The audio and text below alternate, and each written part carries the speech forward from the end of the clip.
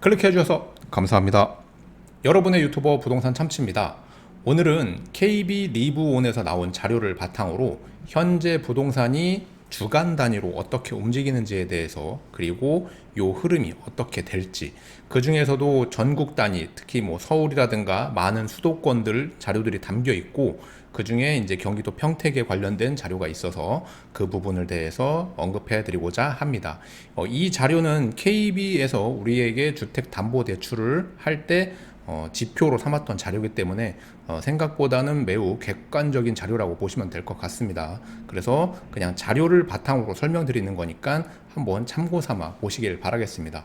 과연 이 부동산이 어디로 가고 있는 걸까요? 그럼 지금 시작하겠습니다. 제일 먼저 보실 건 아무래도 KB국민은행 리브온이라는 이 사이트를 보셔야겠죠. 여기 보게 되면은 뉴스 자료실에 부동산 통계 정보라는 게 나오고, 이걸 클릭해서 보면 요런 자료들이 나옵니다. 이건 이제 전국 단위로도 볼 수 있고, 뭐 경기도 해가지고 뭐 본인이 속해 있는 시군구별로도 볼 수 있습니다. 저는 이제 평택 거를 볼 건데, 9월은 지금 9월 10일이니까 8월 거를 한번 보게 되면, 가격 지수라든가 변동률이라든가 이런 것들이 지금 나옵니다. 이게 아무래도 KB에서 대출을 내주기 위해서 이렇게 만든 자료이기 때문에, 그리고 주택담보대출이 대부분 KB 시세로 발생되기 때문에 굉장히 공신력 있는 자료라고 보면 될 것 같습니다. 그래서 가격 지수는 100이 넘냐 안 넘냐, 그거에 따라서 매수 우위냐 매도 우위냐 이런 거를 볼 수 있는 겁니다. 보게 되면 이제 100이 안 넘기 때문에 매수 우위는 아니고 매도 우위라고 하기 좀 애매한 그런 수치를 확인할 수 있습니다.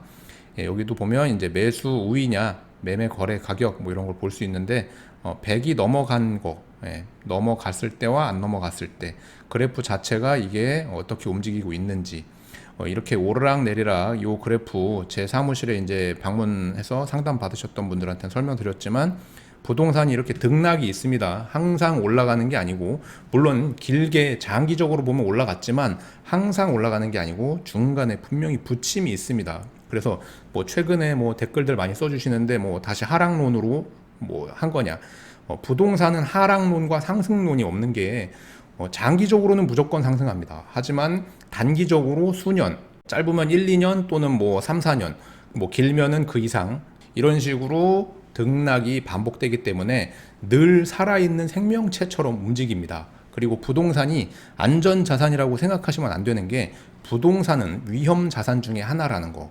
안전자산과 위험자산을 구분짓는 요인은 시중에 무슨 위기가 닥쳤을 때도 이 자산은 크게 변동폭이 없으면 안전자산입니다.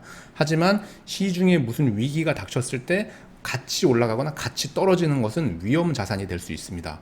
요거 개념을 잘 모르신다면 꼭 좀 검색을 해보시거나 공부를 하셔야 됩니다. 부동산은 안전자산이라는 생각이 아니라 부동산도 어느 정도 위험자산이라는 거, 우리가 무슨 위기가 닥쳤을 때는 부동산 가격도 같이 빠지고 뭔가 호재가 있을 때는 올라가는 이런 위험자산입니다. 그래서 부동산에 뭔가 올인을 해서 투자하기보다는 어느 정도 포트폴리오에서 부동산, 뭐 주식, 채권, 달러, 금 여러 가지 이렇게 분산해서 그런 위험을 좀 회피할 수 있는 그런 걸 마련해 놓으셔야겠죠.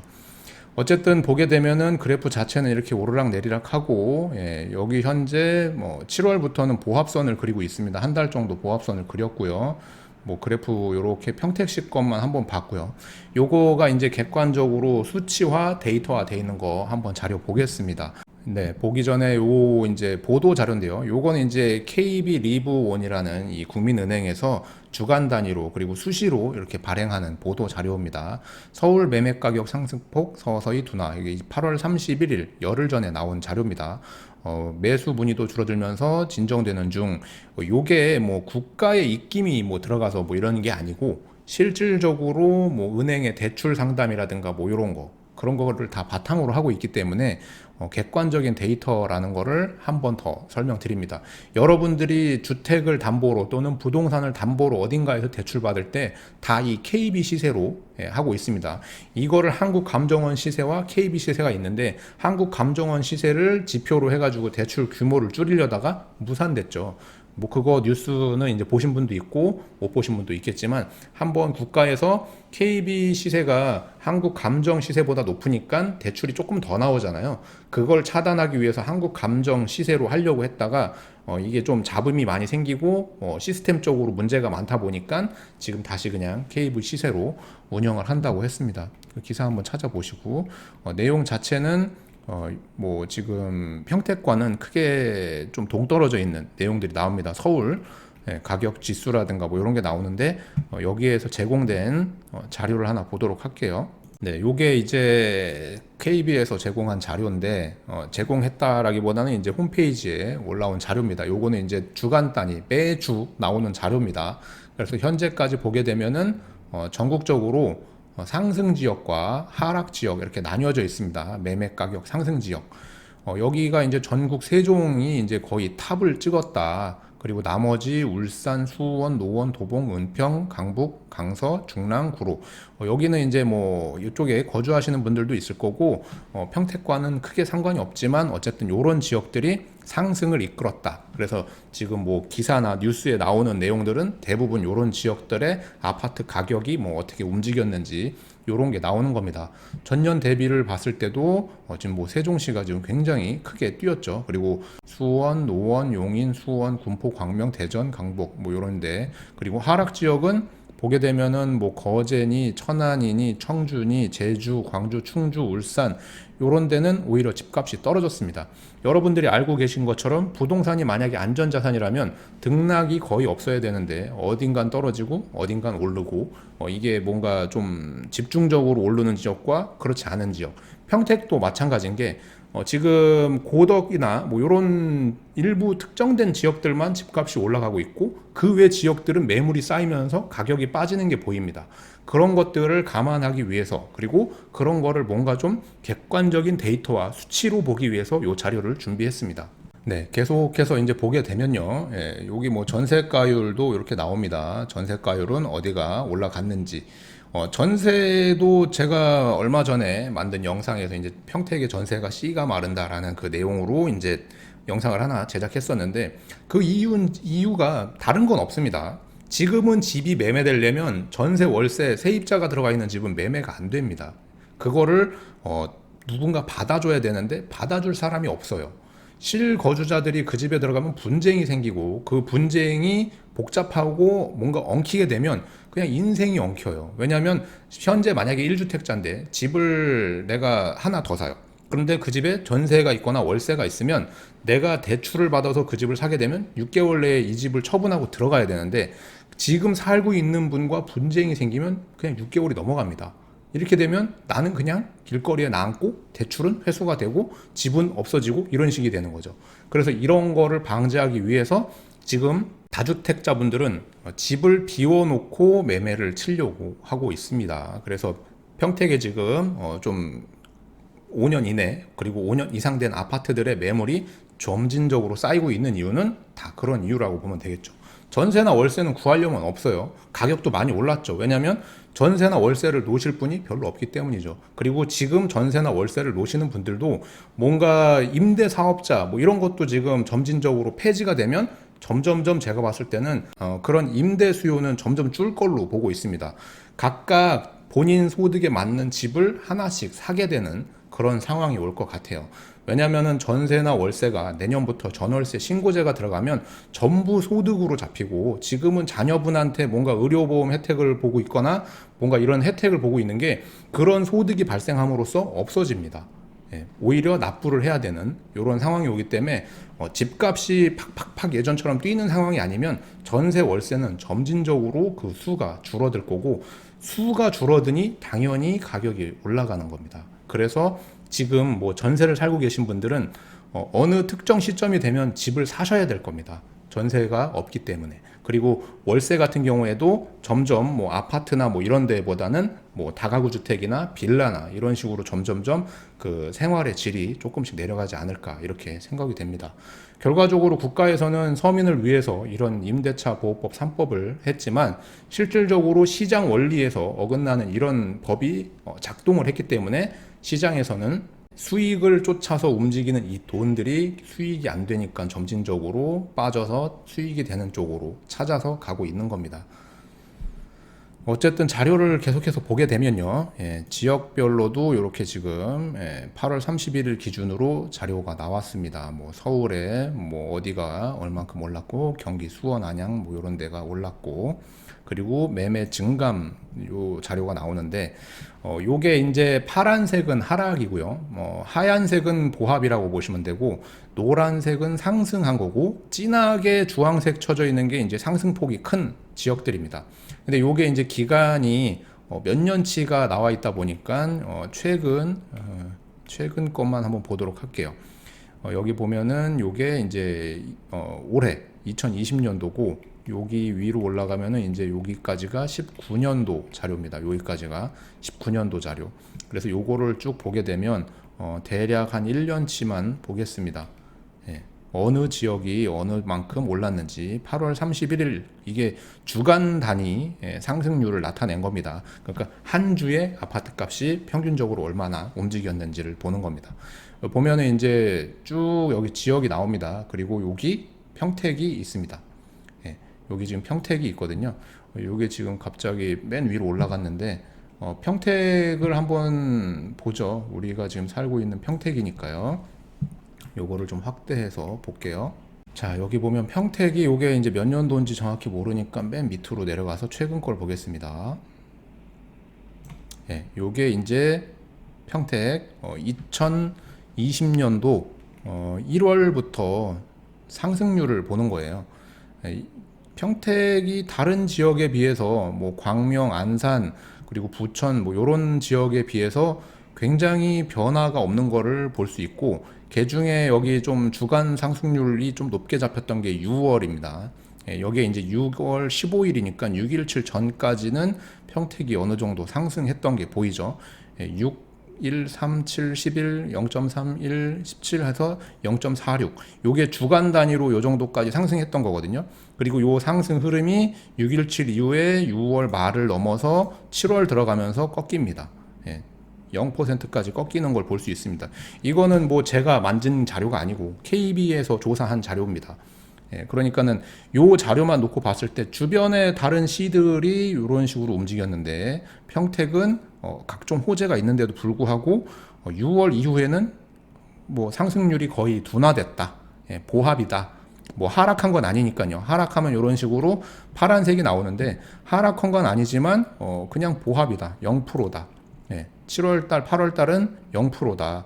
요게 이제 9월이나 요런 게 이제 주간 단위로 또 나올 텐데, 그때도 제가 봤을 때는 그냥 0%입니다. 지금 뭐 일부 단지가 신고가를 찍었다 뭐 이렇게 얘기를 하지만 그 신고가 찍은 그 단지 빼고 나머지, 이건 평균 값을 낸 거거든요. 평균적으로 봤을 때는 움직이는 가격이 없습니다. 그래서 요 방향이 마이너스로 틀게 되면 좀 사태가 심각하게 급매물이 쌓이면서 뭔가 좀 흔들릴 것 같고, 요게 다시 회복세로 올라가면은 어느 정도 요 주변 C만큼은 움직이지 않을까 이렇게 생각이 되는데, 어쨌든 평택은 이런 식으로 지금 0%대라는 겁니다. 이게 매매 가격 지수라는 거고, 요게 이제 평택이 과거엔 어땠을까 한번 보는 거예요. 여기까지가 2018년도거든요.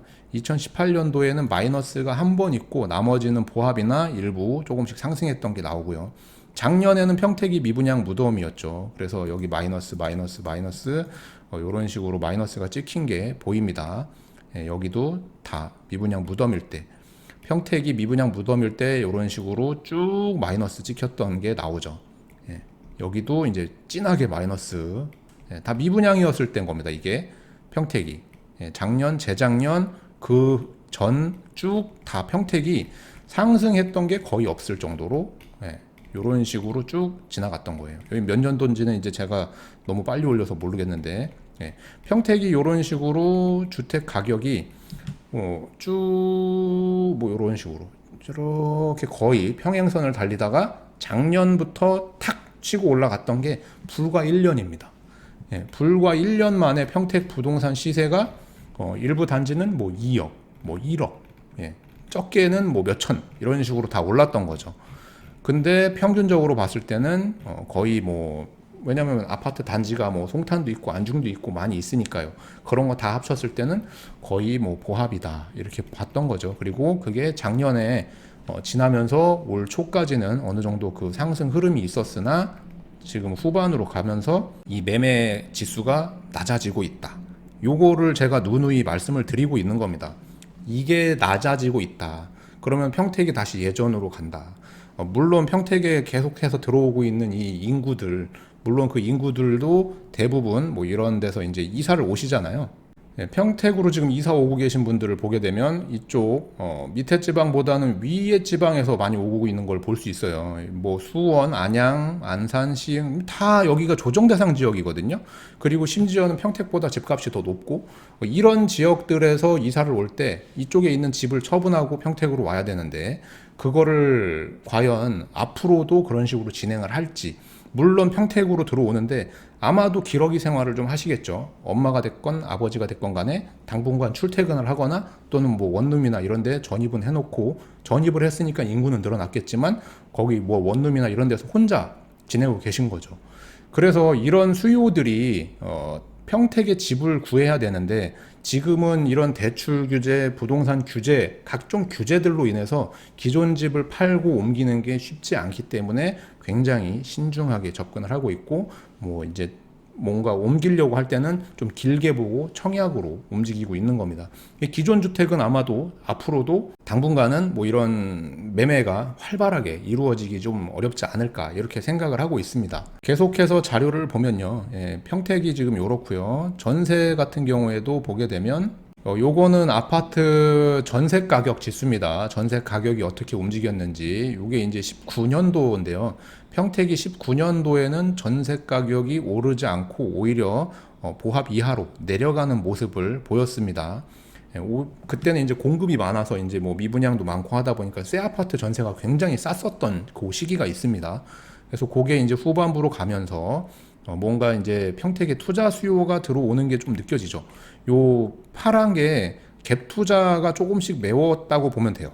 그러면서 하얀색으로 바뀌고 조금 지나면서 요게 이제 주황 노란색이 조금 뜨는 요런 걸 볼 수 있던 겁니다. 그래서 0% 찍고 그 후에 이제 요런 식으로 찍었는데 요게 이제 지금 또 더샵 파크 1블럭, 2블럭, 힐스 연말까지 계속 공급이 되는 요 상황. 그리고 내년을 지나가더라도 내년 2월에 입주하는 또 아파트 단지, 그리고 7월에 입주하고 내년에도 계속 입주하는 아파트 단지들이 나오거든요. 물론 아파트들의 그 저마다의 입지가 있어서 어딘가는 가격이 빠지고 어딘가는 뭐 유지를 하고 또는 뭐 상승도 할 수 있지만 전반적으로 봤을 때 부동산이 예전만큼 그렇게 다 같이 올라가는 그런 흐름은 아니다.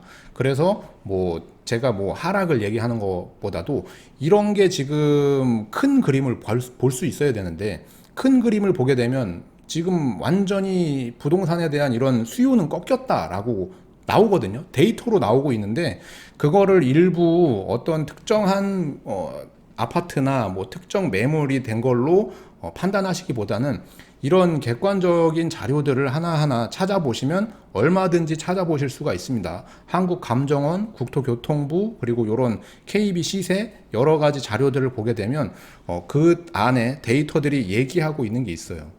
주택에 대한 투자 수요는 지금 관망하거나 빠졌다.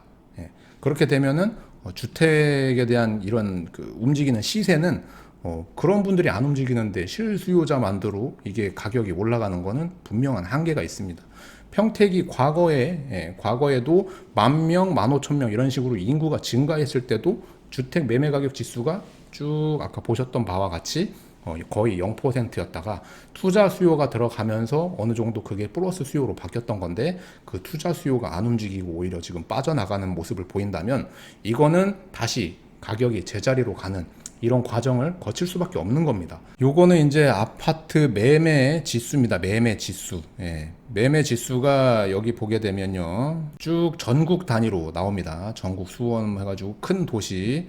그리고 이거는 작년 19년도 1월 14일과 올해를 비교하는 거예요. 그리고 올해도 그 주간 단위로 비교를 하는 겁니다. 이것도 마찬가지로 100이 넘어가면 매수 우위, 100 이하면 매도 우위로 보시면 될 것 같아요.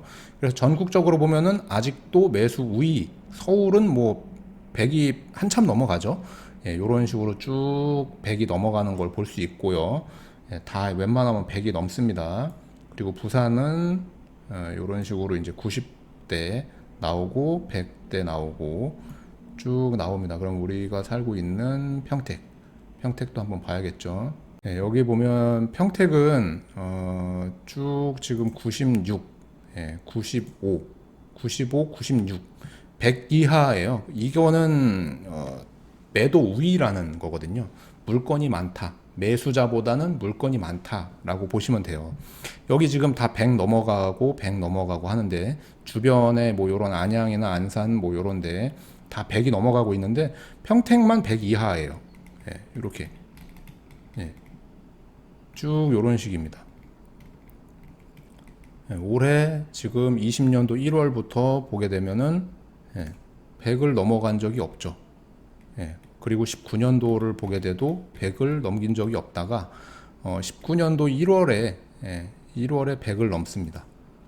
그리고 그 전에는 평택도 나름 괜찮았다. 매수자 많았다. 110 넘어간 적도 있고. 근데 요게 올해 들어가면서 점진적으로 하락하는 걸 볼 수 있습니다. 그리고 여기 지금 617 이후에 수치 변화들, 그리고 710 이후에 수치 변화들, 95까지 떨어졌다가 요게 다시 최근에 96까지 어느 정도 움직이는 모습들. 요런 이제 데이터를 기반으로 봤을 때 어찌됐든 큰 그림, 멀리서 큰 그림으로 보더라도 평택은 지금 매도 우위다. 물건이 많다. 매수자보다 물건이 많다. 요렇게 볼 수 있는 겁니다. 요것도 이제 저번 달 8월 31일 기준으로 아파트 매매 가격 지수라고 해가지고 전국 단위로 이렇게 이제 한 게 있습니다. 이것도 마찬가지지만 100 이상이면 매수 우위, 100 이하면 매도 우위 이렇게 간단하게 보시면 돼요. 보게 되면 이제 전국적으로 웬만하면 다 지금 100이 넘죠. 금주, 전주, 전월, 전년 말 이런 식으로 아주 다 비교를 해놨습니다. 서울 같은 경우에는 계속 매수 우위 시장이에요. 그러니까 가격이 계속 오르죠. 그리고 6개 광역시, 부산 같은 경우에는 오르는 데 있고 떨어지는 데 있고 이런 식이고, 뭐 대구도 그렇고, 우리가 볼 거는 이쪽 밑에 평택이겠죠. 경기도 평택, 금주, 전주, 전월, 그리고 전년 말에 비해서는 수치는 올라갔지만 요게 100을 넘지는 않는다. 평택 같은 경우에는 전년에 비해서는 올라갔지만 정확히 1.5%, 전년에 비해서 1.5% 매수 지수가 올라갔지만 현재는 지금 100을 하회하고 있다. 매도가 우위를 점하고 있는 시장에 있다. 이렇게 보면 될 것 같습니다.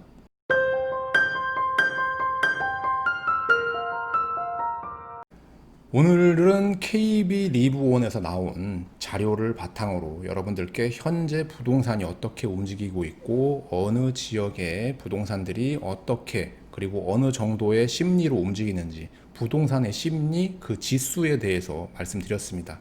KB에서 나온 이 자료는 다시 한번 말씀드리지만 아주 객관적인 자료라고 보시면 됩니다. 국가에서도 요거를 어느 정도 참고할 정도니까 여러분들이 이 자료를 보고 대략 지금 흐름을 읽을 수 있으면 됩니다. 그거면 충분하니까요. 우리는 늘 주간 단위로 나오는 자료를 볼 수도 있는 이런 시대에 살고 있습니다. 어느 정도 이런 데이터를 기반으로 확인할 수 있는 흐름만 놓고 본다면 일부 지역들 그리고 그렇지 않은 지역들로는 지금 양분이 되고 있고 이것은 양극화가 빠르게 진행되고 있다라고 볼 수 있습니다.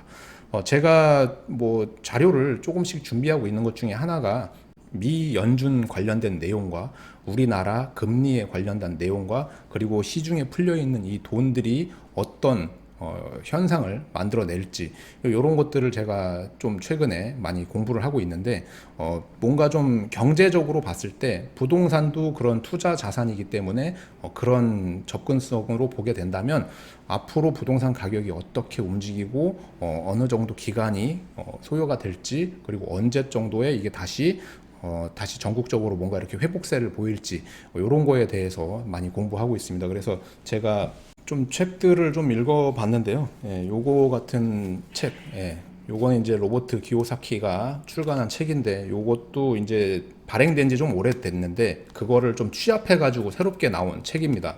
뭐 제가 예전에 읽었던 내용이 대부분 그대로 써져 있어가지고 좀 빠르게 읽을 수 있었고요. 그 다음에 또 최근에 읽었던 거는 요 화폐 전쟁이라는 내용인데 요거는 이제 은행 시스템에 관련된 내용에 담겨 있어서 일부 좀 지루하게 느껴지실 수도 있지만 굉장히 좋은 서적이라고 생각을 하고 있습니다. 요 책도 지금은 다 읽어서 또 내용이 있는데 여기에 이 책에 대한 내용을 언급드릴 수는 없지만 굉장히 좀 충격적인 내용들이 좀 많이 담겨 있는 그런 겁니다. 예. 그리고 또 가장 최근에 읽은 책은 요거거든요. 예, 요 책도 제가 읽어봤는데 요거는 이제 애널리스트 분이 쓰신 책인데 뭔가 좀 신박한 내용들이 담겨 있었습니다. 그래서 요런 책에 담겨 있는 내용들도 어느 정도 여러분들께 도움이 될 것 같습니다. 그래서 제가 오늘은 요런 책들 읽어보고 그런 내용들이 어떤지 뭐 이렇게 좀 설명해 드릴 수 있었으면 좋겠지만 책을 소개하는 영상이 아니니까 그런 거 한번 관심 있는 분들은 읽어보시라고 알려드리는 겁니다. 제가 읽어봤는데 괜찮아요. 예. 그리고 오늘 영상도 여러분들께 조금이나마 도움이 되었으면 좋겠습니다. 저는 다음에 더 좋은 영상으로 찾아뵙겠습니다. 영상이 도움되셨다면 구독, 좋아요, 그리고 알람 설정, 그리고 저한테 일정 기간 후원을 해주고 싶다면 가입 버튼을 통해서 멤버십 가입을 해주시면 대단히 감사하겠습니다. 그리고 제가 이렇게 자료로 쓴 것들을 제 네이버 카페를 최근에 하나 만들어 가지고 거기에는 그냥 자료만 올리고 있는 게 있는데 궁금하신 분들은 그 제가 더보기란에 링크로 걸어 드릴 테니까 보시길 바라겠습니다. 물론 거기 이제 유료 멤버십들만 보실 수 있게끔 제가 가입 승인을 걸어 놔 가지고 유료 멤버십인 분들은 유튜브에 쓰고 계신 그 네임으로 가입 신청을 하셔야지만 제가 유튜브랑 보고서 가입 승인을 해드린다는 거 다시 한번 말씀드리겠습니다. 그럼 오늘은 여기까지 찍도록 하겠습니다. 오늘도 시청해 주셔서 대단히 고맙습니다.